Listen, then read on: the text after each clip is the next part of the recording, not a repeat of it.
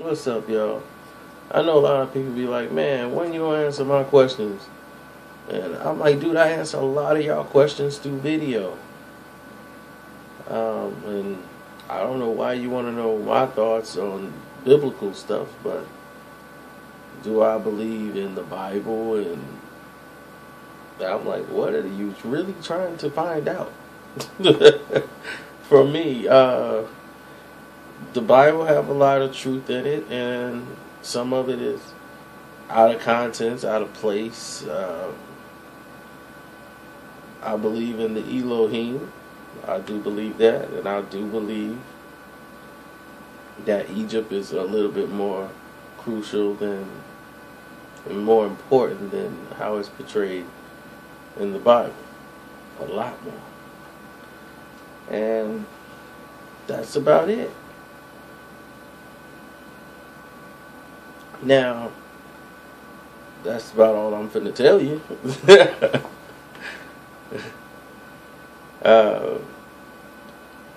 My thing is, it's just like anything. It's so common sense that it's hard to really explain it because it's so simple. I think we overcomplicate things as people to think it must be more or more elaborate than what it really is. And the truth sometimes is just a blank 1-3 word sentence. But if I explain it to you in something else that you understand, then it would make more sense to you. So if you've got a Harvard education and you're a Harvard graduate, got a master's degree and about 3 masters or whatever, Harvard degree student, IQ 160, you go to China and you're trying to find a street and you don't know the Chinese language. You're lost. All your knowledge, all your IQ, and you can't get to where you need to go because you don't understand the language. So you'll turn to a guy who might be a bum on the street. And if he speaks the language and he understands where you're trying to go, he can get you there. Yet, you have all this knowledge. But the place you want to go is probably right around the corner.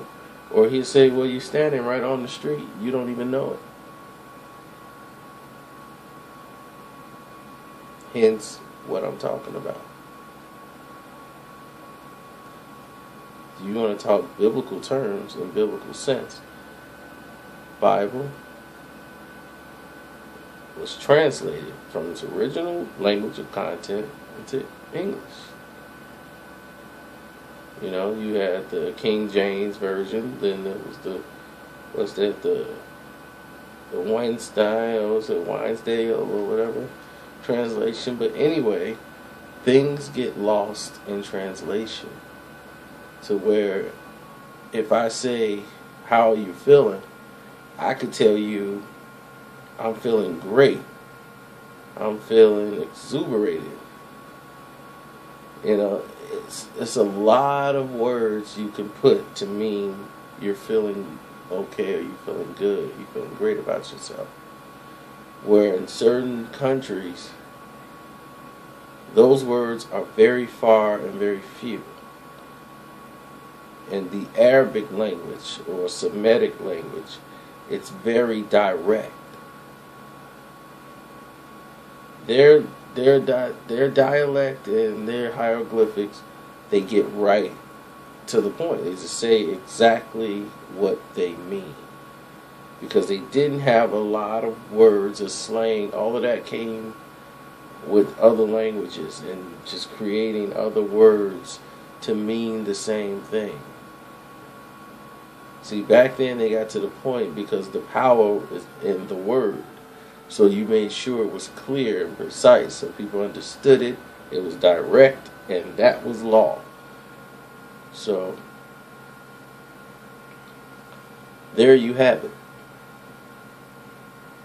That's why you see certain words in another content, and if it's taught to you, and then you hear it from the English version, you're gonna say, "Oh, wow, that's nothing like how it meant." If you hear it the way it sounds, this is what it means. In the English content, it can mean this, it could mean that, it could mean, it's all over the place. But they translated it here in its original content. Now you get what he meant, and it's like a whole new world. It's a whole new world. You don't believe me? Ask somebody who's speaking Spanish and they translate it over to English, and they'll listen to how they say it in Spanish, and they try to translate it to you so you would understand it. So it don't have the same impact. But hopefully I cleared your religion subject up.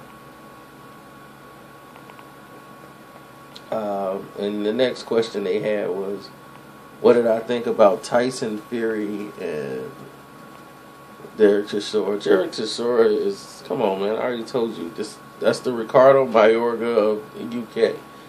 And he's a bum, so that's the way I think of him. I don't want to waste no time on him. Let's move. Oh, you had David Price. Do you think David Price can? I mean, I don't know. His confidence is shaken. A lot of people had high hopes. I thought David Price would be a lot better than what his career's turned out to be. I just think Tony Thompson was just a bad matchup for him.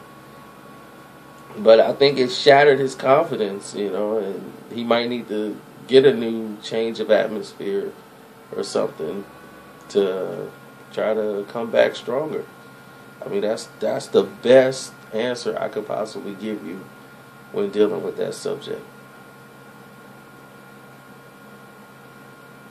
The Andre Ward situation, I'm not blasting Andre Ward, so everybody's patting me on the back like, way to give it to Ward. I'm like, dude, I'm not really attacking Andre Ward. It's like, I just feel bad for the situation because the fans are being robbed. I mean, a lot of onus is on Andre Ward, and a lot of onus is on Dan Goosen, that they couldn't sit down really and work this situation out. I think the business of it is starting to affect Andre Ward a little bit. That's what I'm thinking. Yeah, my arm's fatiguing. That's why you saw me. I'm just trying to reposition it. But Andre Ward's situation is all over the place. Completely all over the place. Because, see, here's the situation that Ward has. Ward really just saying, I want my manager to get paid. Like, Dan Goosen still has to pay his manager. His manager didn't get paid for the last fight. So Andre Ward is like, look, instead of me paying my manager out of my pocket, like you owe my manager money, I just want to make sure he gets what he's supposed to get. So we got to go through this again. And him and Dan came to agreement that even while they're going through this, they're still going to fight. He's still active to fight. Bring us some fights and we'll decide what we're going to do. So, we can make money while we both aren't making any money. Just sitting on the sidelines. So they tried to bring him fights, and he turned some of them down. Like, he turned Kessler down, and he said, well, what are they offering us? And he said, well, they're offering this, but I don't think that's enough. I'm trying to get it here in the United States.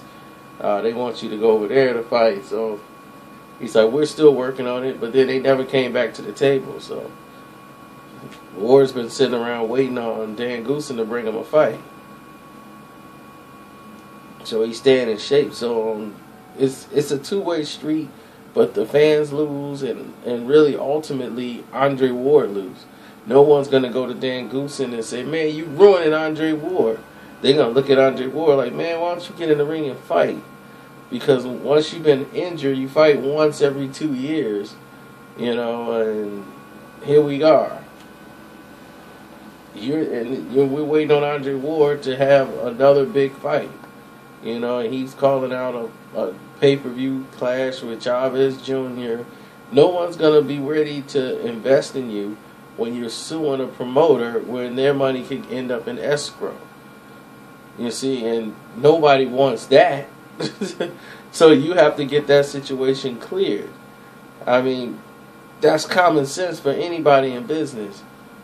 You don't want to get involved with no fighter that's suing another promoter and try to make a fight with him. That's red flags. So if anybody's like, man, why? He still could pull that fight off. They could make that fight happen. Dude.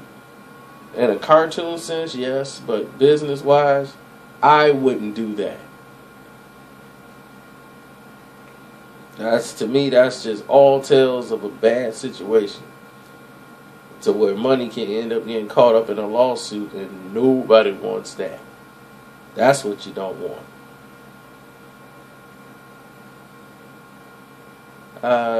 The T.I. thing. Somebody, what did he say?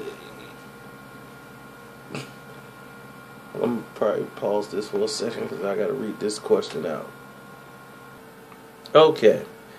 They said T.I., like the T.I. situation about what did I think about Mayweather saying that he did it. I think ultimately now everybody knows that he was misquoted. It's not what he said. He did not say he slept with Tiny. And now I didn't jump out there when that comment was made because I wanted to hear it first. And could nobody really get any type of audio to me to say anything about it, so I knew better than to jump out on it. So, you know, once Floyd say, a lot of people don't understand this, Floyd is a very honest man. He really is. He really tells you exactly from the heart, like what he wants to do or how he feels at that particular moment in time. He does things most celebrities don't do. He still contributes and hang out with his people. And that's frowned upon in the sport of boxing. He don't go to the fancy smancy restaurants, eat oysters and crabs and, you know, eat pancreas, you know, cow's brains. They don't eat that stuff. Floyd still goes out to Fatburger and hangs amongst his people. He's comfortable doing that. And not a lot of people in his position, highest paid athlete in sports, really still do that. I mean, he was just in the ghetto just about 2 weeks ago. Multi-millionaire in the ghetto. You know, so his people can see him, shake hands, get autographs, and take pictures with him. And things of that nature. I mean, how many people still doing that?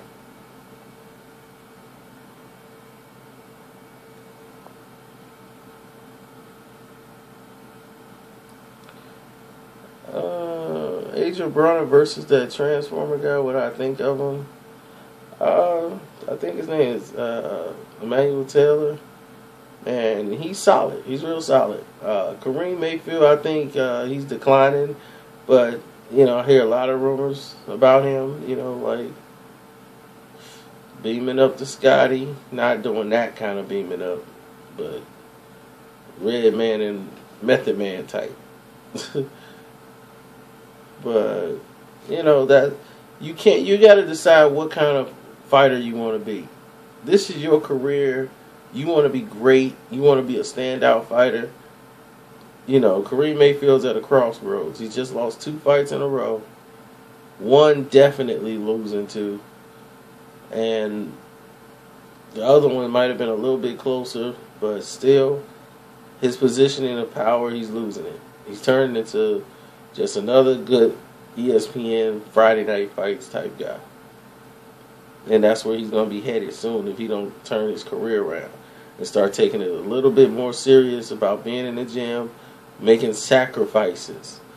You see, some people want to be fighters and they don't want to make the sacrifice to be a fighter. And you have to make the sacrifice.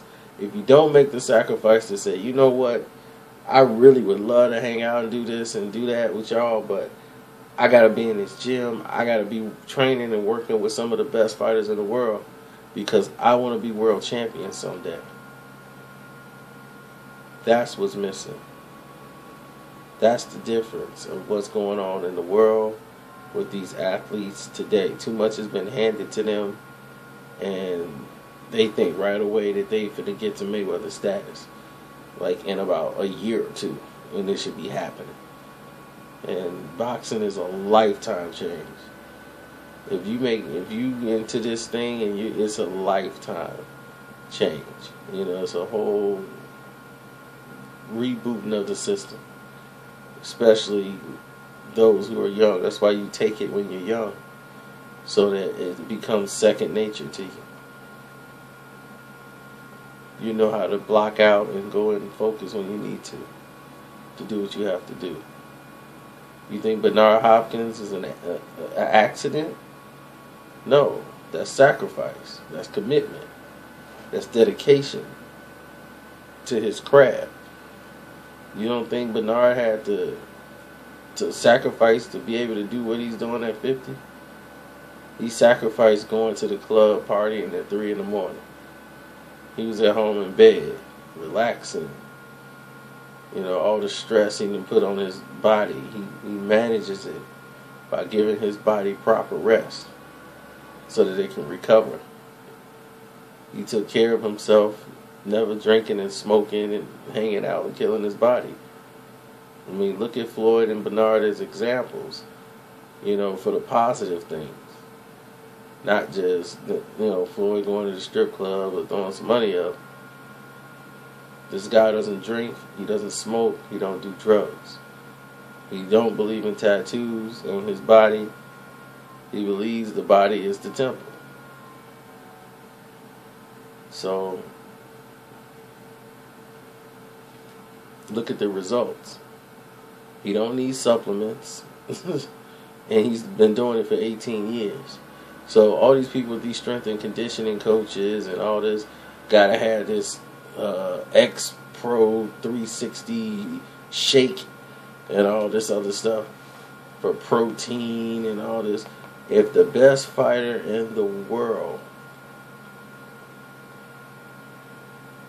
is not doing it and has been doing it the natural way, and he's looking the way he's looking, and you see these other guys who's 20 years younger than him gassing out in 5 and 6 rounds, then you should try to think about emulating that than emulating what you're seeing now.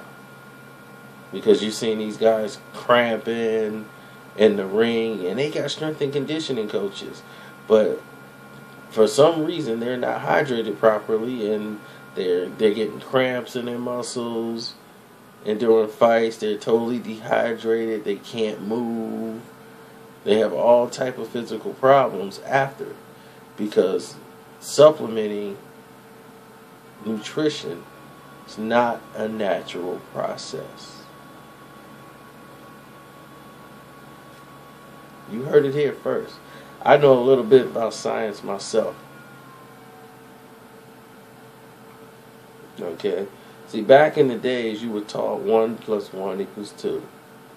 2 + 2 = 4. You know? And so on and so on. But what you missed in between 1 and 2 is there's time and series and billions and trillions of numbers in between those before you even reach to the 2. Once they figured that out, it opened up a whole new door for technology. Okay? You have picoseconds. You know, it's like you have all the bar is so far. It explains the entire universe, how it works. When you look in there, you just see stars. Each one of those stars basically can have its own solar system, its own binary planet, and its own sun. Okay? Once you use and think mathematics as far as time and distance and places of energy, then it takes you to a whole nother realm. Now the box is widened. Now you're like, oh my gosh, what are we doing? Now you're able to advance further in areas that seemed impossible just about a week or a year ago. Look how far technology's come from 1970 to right where we are now, 40 years later. Look how much technology has come within 1970 to now. I mean, I'm in my 30s, and when I was young, I had a black and white television. A black and white television as a child in my room. To now, I have a 1080p television, flat screen. You know, so we imagine how much technology has went past us. You know, I remember a time there was no cell phone, no Twitter, no Facebook, no nothing. It's so many people who can't even go back that far. It's almost like crippling to them to even imagine that they could do it.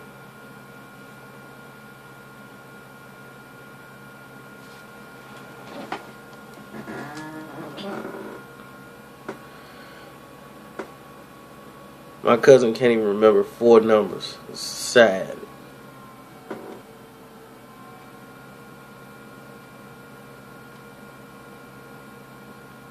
Oh, why did this guy said, why did Marcos Madonna look like he didn't want to be there during the interview session when we were sitting there? Madonna looked like he wanted to kill me because before that we did an interview and everything was good. Then when I asked him about the gloves, and I was like, "They're special gloves," you know, they are like special gloves. Like, what do you mean? But Marcos Madonna was the reason that those interviews was all late, and mostly it was because Madonna. Mayweather was going to show up first and be waiting on Marcos Madonna. That was not going to happen. Madonna got to show up first, so Mayweather was basically hanging back like, we're just going to be here. You let us know when Madonna's there. So when Madonna's there, then we'll show up. And then so on and so on. So they keep it going in rotation, but because of what happened in D.C., when they almost had to cancel D.C., they got into D.C. like 5-6 hours late because of the weather. And they had to do a presser at night. And then they had to fly to Chicago then early that morning and do this. So they, Madonna stayed in and slept an extra hour because, he was exhausted. So what you were seeing was an exhausted Marcos Madonna. I asked him, did he want a coffee? And he said, no, thank you. And I said it in English, and he answered me in English. So I think he does speak a little bit of English. I just don't think he likes to speak it consistently. Look at me, a 20-some minute video. You getting it all today. Let me see, what else y'all talking about?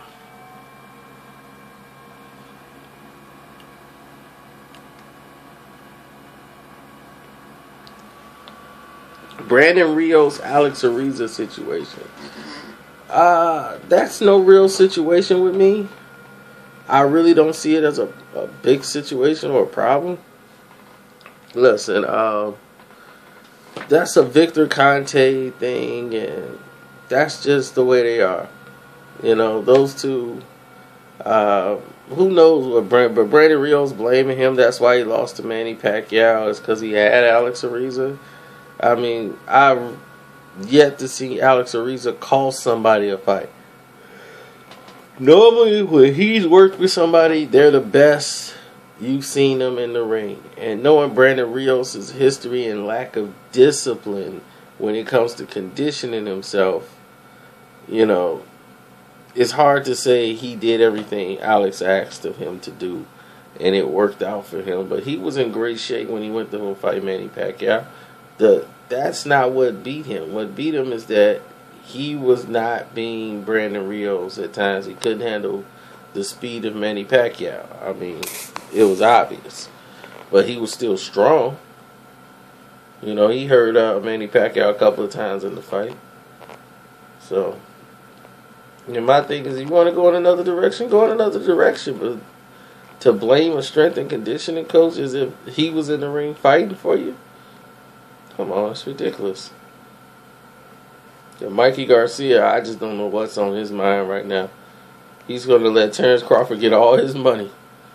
Then by the time he try to get in there and get some money, doors going to close on you, shorty. Should have stayed with Alex.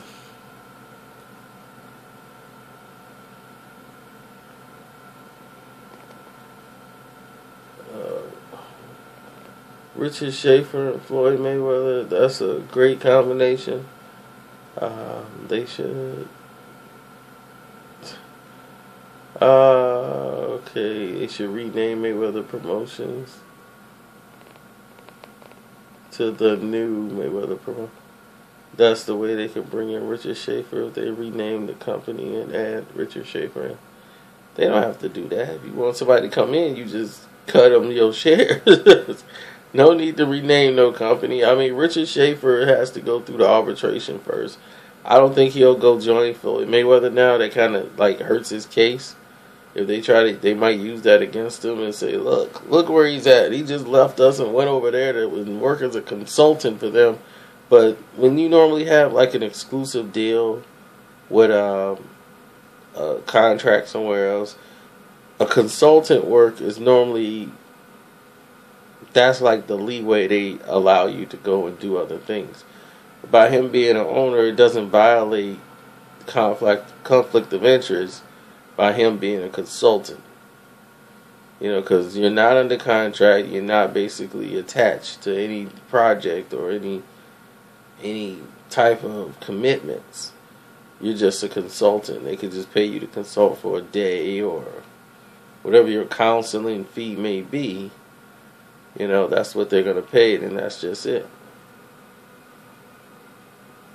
You know, so he could be a consultant, just a voice in the ears, like Al Heyman. He's the advisor. All of these are loopholes to get around actual laws and rules that they have in boxing. The Muhammad Ali Act, you know, that's the way around it. You just come in as the advisor and not the manager. Now, if they, you know, do a revision of the rules and change what it meant, then it would change boxing dramatically. So, on that note, Karceno is going to sleep. Good night.